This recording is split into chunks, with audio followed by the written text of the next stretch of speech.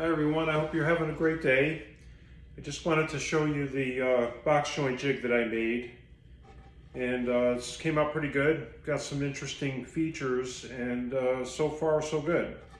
But I just wanted to point out a couple things. I did it with two slides that were put in on this one to keep it nice and stable. There's absolutely zero travel in there so far. If they wear, you can always replace the runners for it. But the whole idea here is that I had to make this so it had a 10-degree splay. So when I cut the board at 10 degrees and slide it in, it actually sits in a pocket in there. And that pocket requires that you have adjustability, fore and aft for the travel that's in here to make sure that you keep the board clamped in place. And that's done on the back fence, where there's two slots that run fore and aft. And what you would do is loosen those, put your board in, and then bring this forward till it's clamped in place so there's no movement. A couple other things, this is a Freud 3/8 box joint blade. It actually does 1/4 inch and 3/8. It's a flat bottom. And I set this up, we have a 3/4 inch piece of plywood, the 3/4 inch material, so you want to be up a total of 1.5 inches out of the blade, or out of the table saw. And use my gauge to measure that up to be at 1.5 inches. And basically put it in the center and run the blade back and forth to make sure that you're in good position. I'm actually a little high here, I'll go down a little bit.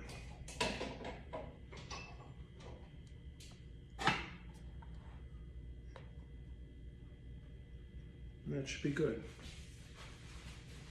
So that means the blade will travel 3/4 of an inch up into this this front fence.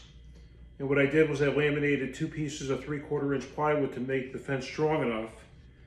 And once that's all locked down, it keeps everything nice and sturdy. With this type of system, you don't want to actually cut through, you'd cut the whole jig in half. So what I'm going to do is I'm going to make a couple stops and clamp those into position so that the travel is stopped in place here so that I don't cut all the way through by accident. But as of right now, I've gone through far enough to make sure that the blade is going to go through completely clean on the back side. And also I have a replaceable insert in the rear. Once you have this set, you want to try to prevent chip out in the back by having a backer for that. So this is actually cut into this fence and replaceable. Piece of 1/4 inch plywood in there.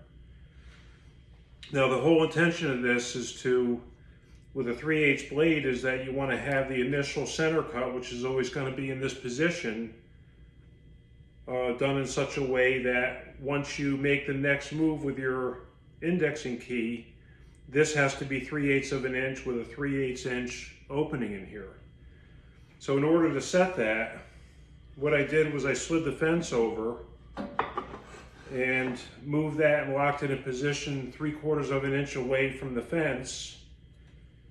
And I ran my center cut through at 1.5 inches high.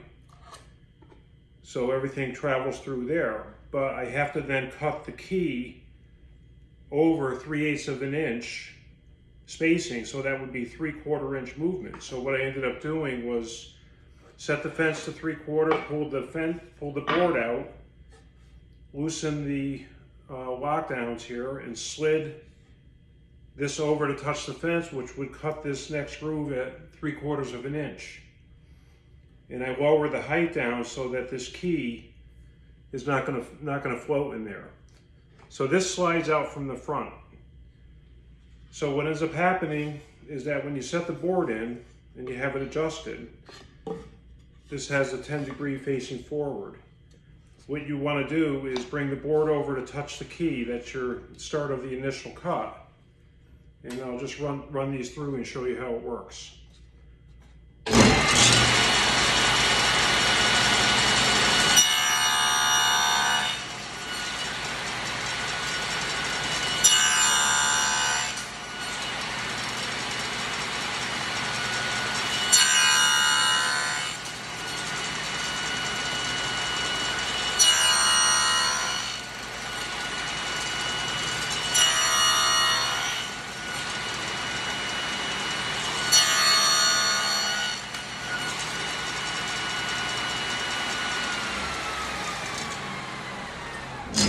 So you can see that everything, cut nice and clean. And when you want to make sure that this is going to index into another board at the same, without being too tight or too loose, is you have to have a 3/8 key or finger, and then a groove that's exactly 3/8 of an inch, and so on down the line. The further out you go with the board, any incremental thousandths of an inch is going to total up, and you'll have a tight fitting or loose gaps in certain areas over the length. So that's what the adjustability here is that when I set this through at 3/4, I had come up that the spacing, obviously always it's going to be a 3/8 groove from the blade, but the spacing here has to be 0.375 also. And when I set the board in there, I was running it around 385. So all I did was then loosen the two lockdowns, shift this over slightly to get the right spacing to come together well. And that's about it. I hope you find it interesting. If you decide to make a 90-degree box joint jig, very similar, it's pretty simple. It took me about, 6-7 hours to do it, and not much money, simple hardware. And I really recommend this blade if you're going to be doing box joints. It's been a real good performer. And I'll bring this up close. You can see how nice and clean the bottoms are, which is really important. So after you start this side and you're doing the opposing side, what you would want to do is take a board and leave it in the key, and then you run the next board over it, and that indexes it properly so that you're going to have an interlock without having one sticking up above. And that's the way it works. Hope you enjoy it.